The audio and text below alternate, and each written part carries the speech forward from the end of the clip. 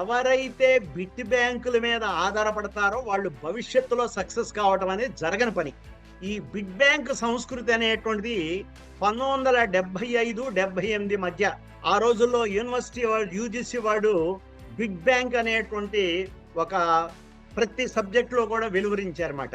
ఆ బిగ్ బ్యాంకులు చదువుతూ వెళ్ళినటువంటి వాళ్ళు తర్వాత ఇంజనీరింగ్ కోర్సుల్లో కానివ్వండి, లేకపోతే మన కార్పొరేట్ కాలేజీల్లో కానివ్వండి, టెక్స్ట్ బుక్ చదివటం కంటే కూడా ప్రత్యేకమైన నోట్సుల్లో షార్ట్ క్వశ్చన్స్, బిట్స్ అనేటువంటివి తర్ఫీదు శిక్షణ ఇవ్వటం తోటి వాళ్ళు ఏదో ఎంసెట్ కొట్టడమో, లేకపోతే జేఈ, ఐఐటి కొట్టడం, ఎన్ఈటి కొట్టడం జరుగుతూ వచ్చింది. కష్టపడి చదవటం, ఇష్టపడి చదవటం అన్నది కాదు, ఒక సంకల్పంతో చదవటం అనేది అవసరం.